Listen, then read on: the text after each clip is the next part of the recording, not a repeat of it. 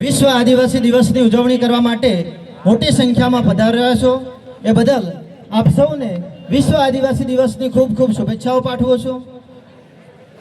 ઘણા બધા ડાન્સ થઈ ગયા પછી અને સાંસ્કૃતિક કાર્યક્રમો થઈ ગયા પછી શિક્ષણ પર જે અઘરો વિષય છે એના પર જે વાત કરવી એ ખરેખર બહુ કઠિન છે। તેમ છતાંય શિક્ષણ વિશે એટલું કહી શકાય કે શિક્ષણ એક ક્રાંતિ છે, શિક્ષણ એક પરિવર્તન લાવવાનું કામ કરે છે। આજે મનુષ્ય જ્યારે જન્મની સાથે અઢળક શક્તિઓ લઈને જન્મે છે, પણ એ શક્તિઓને ઉજાગર કરવાનું કામ, એ શક્તિઓને બહાર લાવવાનું કામ જો કંઈ કરતું હોય તો શિક્ષણ કરે છે। આજે આપ સૌ વડીલો અને માતાઓ મોટી સંખ્યામાં જ્યારે ઉપસ્થિત છો ત્યારે આપને હું એક વિનંતી કરું છું કે આપ આપના બાળકોને, ઘણી બધી આપને મુશ્કેલીઓ પડશે, ઘણી બધી આપણામાં સમસ્યાઓ હશે, તેમ છતાં આપણા બાળકોને આપ ભણાવજો। કારણ કે તમારું બાળક ભણશે ત્યારે ભણી ગણીને આગળ વધશે, કંઈક બાળક જાણતું થશે, કંઈક સમજતું થશે, એના પરિણામે તમારા કુટુંબ, તમારા સમાજમાં, તમારા પરિવારમાં એક નવું પરિવર્તન ઊભું થશે। અને ખાસ કરીને માતા પિતાઓને વિનંતી કરું છું કે તમારા 8 થી 12 સુધીના બાળકોને એક મોબાઈલ અને બાઇકથી દૂર રાખવાનો પ્રયત્ન કરજો। કારણ કે આજના સમયમાં જે સૌથી મોટી લત હોય આપણા બાળકોમાં તો મોબાઈલ અને મોંઘી ગાડીઓ લઈને સ્ટન્ટ કરવી અને ગમે તેમ ફરવાની જોવા મળે છે। એટલે એ મહિલા તરફથી આપણે ખાસ માતા પિતા તરીકે સાવધાન રાખવાની જરૂર છે।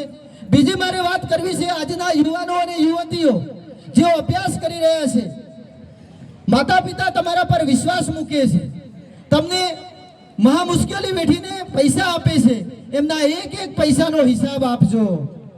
કારણ કે જે માતા પિતા પૈસા કમાય છે એમને ખબર છે તમને માતા પિતા પેટે પાટા બાંધીને ભણાવે છે તો આપણે પૂરેપૂરી મહેનત કરીએ। એવું કહેવાય છે કે જ્યારે સમય હોય છે ત્યારે સમજણ નથી હોતી અને સમજણ હોય છે ત્યારે સમય નથી હોતો। આજે તમારી 15 થી 25 વર્ષનો સમય એ તમારું કેરિયર બનાવવા માટેનો છે। જીવનમાં એક ગોલ નક્કી કરજો કે મારે ભણી ગણીને કંઈક બનવું છે તો તમે ચોક્કસ એક દિવસ બનશો। પણ આજે એ ઉંમરે આપણે ક્યાંક વોટ્સઅપમાં સમય પસાર કરીએ, એ ઉંમરે ક્યાંક રીલ જોવામાં પસંદ કરીએ તો તમારું જીવન વેડફાઈ જશે, તમારું જીવન બરબાદ થઈ જશે। પણ તમે ભણી ગણીને એવી કારકિર્દી ઊભી કરો કે ભવિષ્યમાં બીજા લોકો તમારી પાસે આવીને રીલ ઉતારે, એવા આપણે બનવાનું છે। આપણામાં તાકાતો સામાન્ય નથી, આપણે જે ધારીએ તે કરી શકીએ છીએ।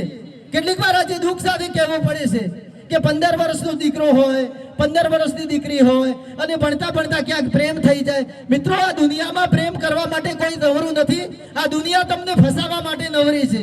કેરિયરના સમયમાં અમુક બાબતોથી આપણે દૂર રહેવાની જરૂર છે। બીજી આપણે ખાસ કરીને જે મુશ્કેલીનો સમય છે પ્રાથમિક શિક્ષણમાં છે। આપણા કુટુંબ અને ફળિયામાં જે સૌથી મહત્વના વર્ષો છે પ્રાથમિક શિક્ષણના છે।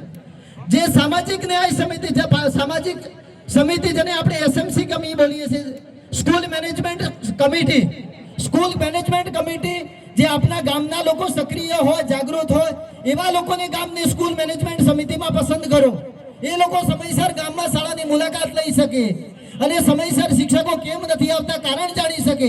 એ રીતે આપણે જો પગલાં ભરીશું તો ચોક્કસ આવનારા સમયમાં આપણે સ્કૂલ શિક્ષણ વધારી શકીશું। વધુ સમય ન લેતા અંતે એટલું જ કહીશ કે पढ़ाई वही करता है जो अपने हालात बदलना चाहते हैं, जो अपना हालात बदलना चाहते हैं। लेकिन बहाना तो सबके पास है। अस्तु, जय हिंद, जय भारत।